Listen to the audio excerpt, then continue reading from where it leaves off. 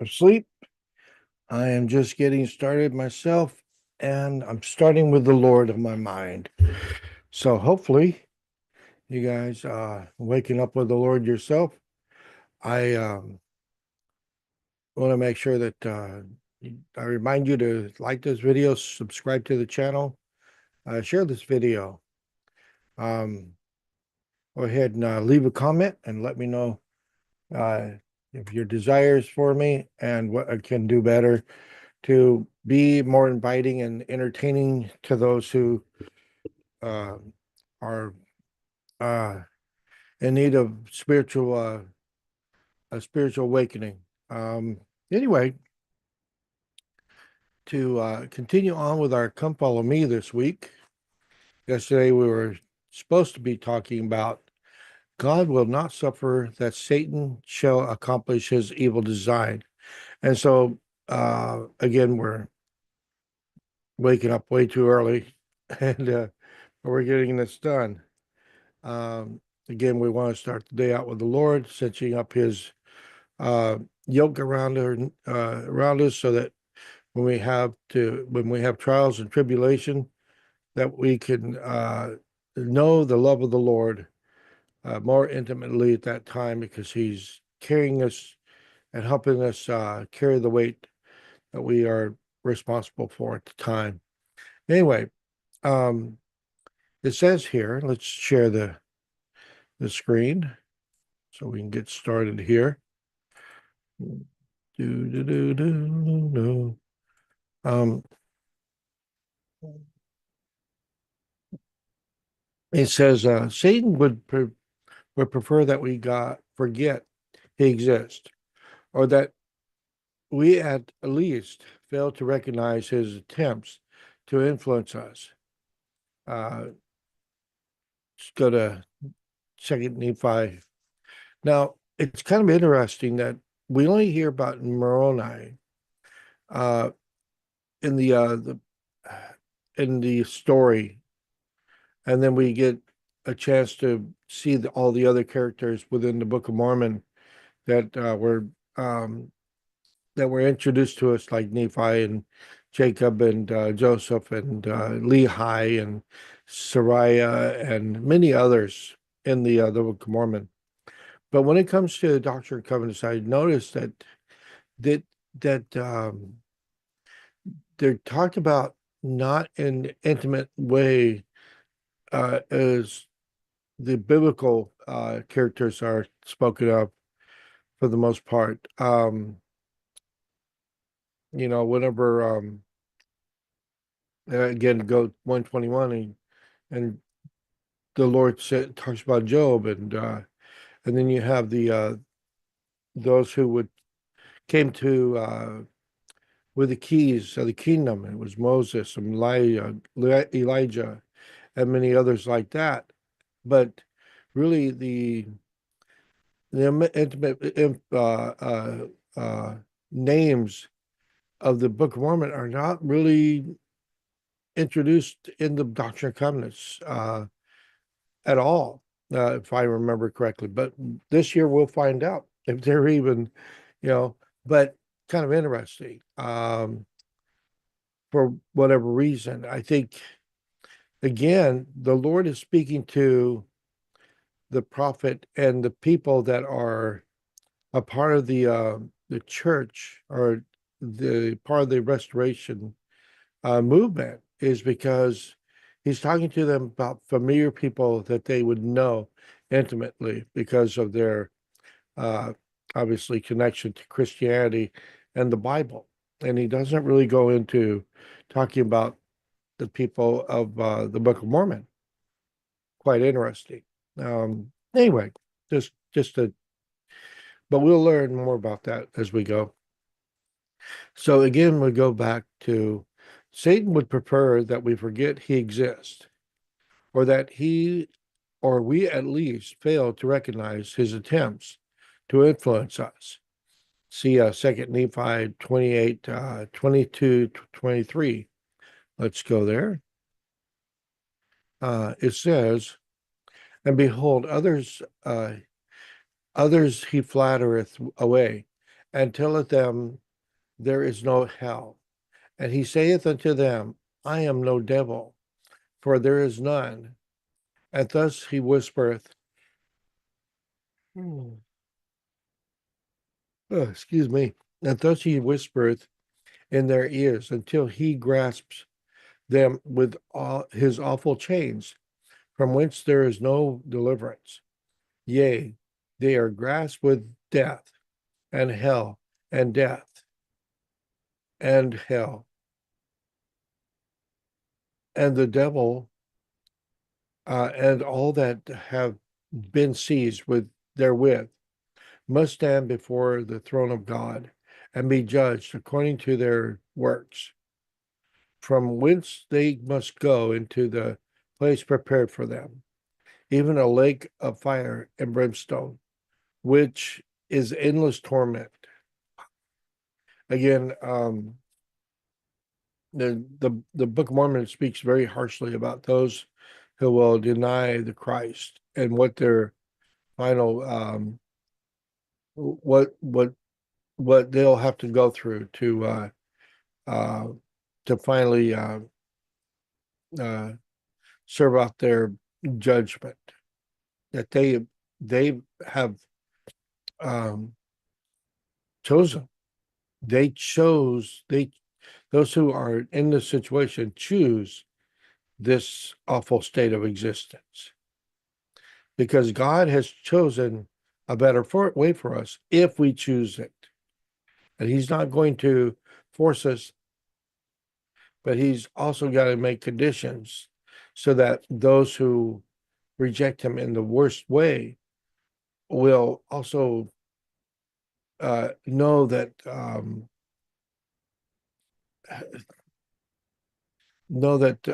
that they must have and there's no reason, okay, but for me there's no reason to have a hell for eternal hell, and that the bottom line is there is no real reason. What this conveys to me is that in order for them to eventually have a chance to be redeemed, that they must go through this awful hell for a season until they are until they are cleansed or what would you say that they have paid their debt to the earth, which give them life, and because of that, then they must go through this awful hell until all things are satisfied, and then they go before the Lord and again, and then they get to choose if they want to remain in God's presence or not in any capacity, celestial kingdom, or the only other place that they can go is to outer darkness. Right, so they have to make that choice. Um, but they get a chance to be redeemed still, even after they spend a season in hell. I like to read that again. It's kind of interesting what's happening here. Yea, they are grasped with death and hell, and death and hell and the devil and all that have been seized therewith. Again, repeating death and hell is kind of interesting. I thought that was, again, they're writing this book and they're repeating words, uh, a phrase almost twice in that. Why they did that, you know, for good reason, but it was the Lord's words. But the Lord's words in Doctrine and Covenants 10 confirms uh, that Satan is real and he actively opposes the work of the Lord. In verses 1 through 33, identify what God knew about Satan's efforts. See also verse 62 and 63. You could ask your ask the Lord to help you see how Satan may be tempting you. As you read section 10, ponder how the Savior can help you resist Satan's efforts. So let's go to uh, yeah, let's go there. I mean, we might as well I hate reading the whole thing, but that's what what it takes. When we can, we'll set commentary as we go. Well, let's uh let's read the opening here to kind of get a sense of where we're going here. Um, Revelations given to Joseph Smith, the prophet at Harmony, Pennsylvania, likely around April 20, 1829. Though portions may have been received as early as the summer of 1828, herein the Lord informs Joseph of alterations made by wicked men in the 116 pages, manuscript pages from the translation of the book of Lehi and the Book of Mormon. These manuscript pages have been lost from the possession of Martin Hare, to whom the sheets had been temporarily entrusted. See the heading, section 3. What does that mean? Okay, so just going back and talking about that. The evil design was to await the expected retranslation of the matter recovered by the stolen pages, and then to discredit the translator by showing discrepancies created by the alterations. That this wicked purpose had been conceived by the evil one and was known to the Lord even while Mormon, the ancient Nephite historian, was making his abridgment of the accumulated plates, is shown in the Book of Mormon. See the words of Mormon. Let's look at that. And now I speak somewhat concerning that which I have written. For after I have made an abridgment from the plates of Nephi down to the reign of his of this King Benjamin, of whom Amaleki spake. I searched among the records which had been delivered into my hands, and I found these plates, which contained this small account of the prophets from Jacob down to the reign of King Benjamin, and also many of the Nephi words of Nephi, and the things which are upon these plates pleasing me, because of the prophecies of the coming of Christ, and my fathers knowing that many of them have been fulfilled. Yea, I also know that as many things as have been prophesied concerning us to this day have been fulfilled, and as many as go beyond this day surely come must surely come to pass. Wherefore I chose these things to finish my record upon them, which remainder of my record I shall take from the plates of Nephi, and I cannot write the 100th part of the things of my people. And just want to do a sound come to pass. Sound check, good.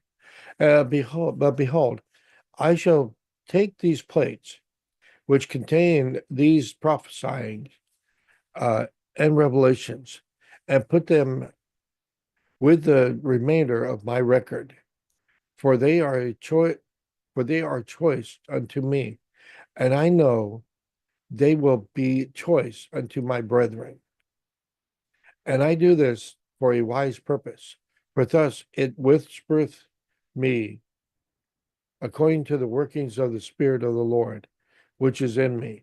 And now I do not know all things, but the Lord knoweth all things which are to come. Wherefore he worketh in me to do according to his will. Again, Prophet Mormon was told to combine these things bind these things together so that in a future time the Lord's work would be done through that. All right. Excuse me. Late night. Satan stirs up wicked men to oppose the Lord's work. 27 through 33. He seeks to destroy the souls of men. 34 through 52. The gospel is to go to the Lamanites and all nations through the Book of Mormon, 53 through 63. The Lord will establish his church and gospel among men, 64 through 70. He will gather the repentant and into his church and will save the obedient. All right. So here we go. Starting with verse 1, it says, Now behold, I say unto you that because you delivered up those writings which you had power given unto you to translate by the means of the Urim and Thummim into the hands of a wicked man, you have lost them.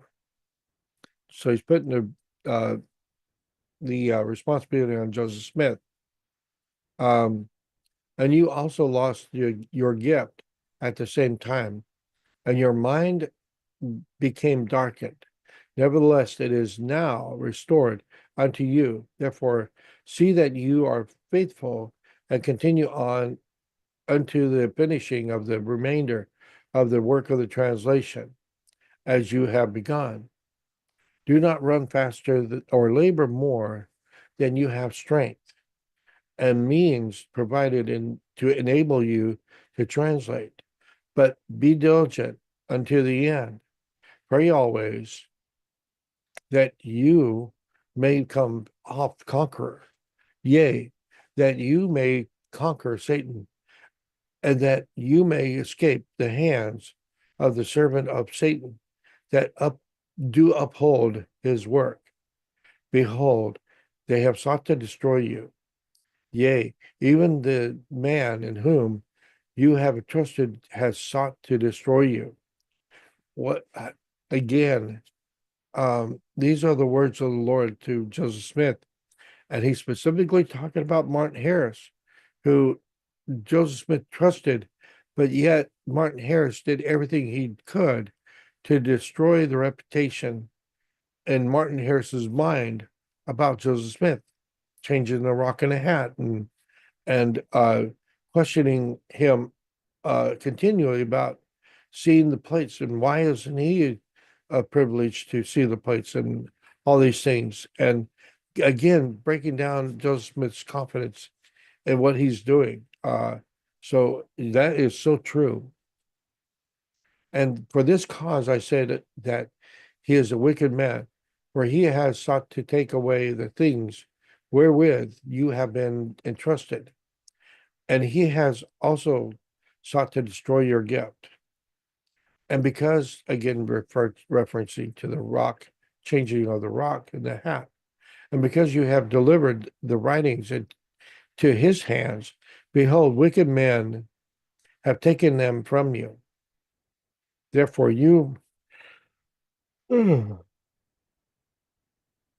excuse me, therefore you have delivered them up. Yea, that which it was sacred unto wickedness. And behold, Satan hath put it into their hearts and altered the words which you have caused to be written, or which you have translated, which have gone out of your hands. And behold, I say unto you, that because they have altered the words, they read contrary to from that which you translated, and caused to be written. And on this wise, the devil has sought to lay a cunning plan that he may destroy this work, for he hath put it into their hearts to do this, that by lying they may say they have caught you in the words which you have pretended to translate. Verily, I say unto you, that I will not suffer this, that Satan shall accomplish his evil designs in things, in this thing. Again, he, the Lord really is focused in on the severity of the moment and what the evil men are trying to do to Joseph Smith. And and he does this for a while here, for 10, for however long. And then as he's counseling him and kind of scolding him at the same time, saying, you cannot just trust anyone in your surroundings. You have to first trust me first and listen to me first. I know from beginning to end. And if you think that you can can trust others, you better set that aside quick because it's going to get you nowhere. So anyway, for behold, he puts it into their hearts to tempt the Lord thy God, and asking to translate it over again. And then, behold, they say it, then think in their hearts, we will see if God has given him power to translate. If so, he will also, excuse me, he will also give him power again. And if God giveth him power again, or if he translates again, or in other words, if he bringeth forth the same words, behold, we have the same with us, and we have altered them. Therefore, they will not agree, and we will say that he has lied in his words, and that he has no gift, and that he has no power. Therefore, we will destroy him and also the works, and we will do this that we may not be ashamed in the end, and that we may get glory of the world. Verily, verily, I say unto you, that Satan has great hold upon their hearts. He stirreth them up to iniquity and against that which is good. And again, there's a report out there that says uh,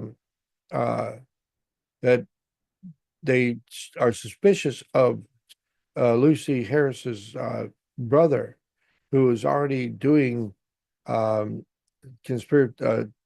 already trying to rob others of their dignity in so many ways. Uh, and so, again, it could have been him, but we don't have any real evidence to say so. Anyway, appreciate those who have joined me, and we're just going through section 10 here, which is the um, where God, the Father, or the Lord is speaking to Joseph Smith and saying, hey, this is the severity of what is going on. And you got to know that even those who are closest to you, uh, and even in Martin Harris, he had the evil designs towards you. And so you have to understand that when I'm telling you no, just accept it the first time and don't bother me again about it, you know? And if our situation uh, taketh hold of me and of us at any given time, that these situations are usually going to work their way out if we trust him first, you know. But we have to trust him first in all that we do. And their hearts are corrupt and full of wickedness and abominations, and they love darkness rather than light, because their deeds are evil. Therefore they will not ask of me. Satan stirreth them up, that he may lead their souls to destruction. And thus he has laid a cunning plan, thinking to destroy the work of God, but I will require this at their hands, and it shall turn their hearts, uh, turn their to their shame, the condemnation in the day of judgment. Yea, he stirreth, again, he's waiting for that day of judgment so that he can expose them for who they are. By their evil designs, they eventually have to come before the Lord and finally fess up to their evil designs. Anyway, yea, he stirreth up their hearts to anger against this work. And yea, he saith unto them, deceive and lie and wait to catch, and he may destroy. Behold, this is no harm, and thus he hath flattereth them, and thus he fireth them, and telleth them that it is no sin to lie, that they may catch a man in a lie, that they may destroy him. And again, that that rings so true. How many of those out there that are telling lies about the church, and you know that they're telling lies, and they won't stop telling lies to tear the church down. It happens all the time. And here the Lord knows even before the church even starts. And we'll reread that. It's really interesting. Yea, he saith unto them, deceive and lie and wait to catch, that ye may destroy. This is what Satan is putting in the hearts of the evil people. Behold, this is no harm, is what the devil would say. And thus he flattereth them, and he telleth them that it is no sin to lie, that they may catch a man in a lie, that they may destroy him. Again, this would be the offering of Satan, to lie about somebody or lie about the church, so that it destroys those who are faithfully following. uh, they they they have no discretion in their lives. All they want to do is destroy God's work. All right, and so you can see that in these words. All right, so we have to understand that there are those who, like a John Dehlin and Paul G. and many others, who consider lying as a as not a sin, because what they're trying to do is they're trying to save us from ourselves. That's what they're saying. We want to save you from their self. So we're willing to lie in order for it to destroy the very church that very church that we see as evil. And the reason they see the church as evil, again, John Dehlin is very much locked in on making money, and Paul G. and many others like that are looking to make gain and power and status in the world. All right, they'll be the mighty ones that tear down the great and abominable church, as they would call it. There's nothing great or nothing abominable about the church. It stands as an insight to the world of righteousness and what men and women can accomplish through through that uh, through our uh, covenants that we keep with the Lord. Um, and thus he fieth them and leadeth them along until he draggeth their souls down to hell, and thus he causes them to catch themselves in their own snares. All right. So after a while, Satan is going to um, I'm going to stop right here. All right. 30 minutes a day. I'm just getting you kick started, and this is what we do. Again, the Lord is always looking to the future and what Satan is trying to do to us. And this is a great example. I re-emphasize this to those who watch this. They will lie. They will admit to want to lie in order to save us from ourselves, they say. But a lie is a lie. And we cannot uh, uh, depend on those who would lie as a means to think that this is for good. Never is a lie for good. All right. It is always for evil. Anyway, for that, we are done for the day. Hopefully this got you kick-started today and got you cinched up in the yoke of, which is connected to Christ, and that you are able to overcome the trials and tribulations that come your way at times, and that the fog of darkness, when it covereth you, that you hold on to the iron rod and you stay steady on the path back to our Father in heaven, Jesus Christ. And for the love of God, pray often and pray always. And I say this in the name of Jesus Christ. Amen.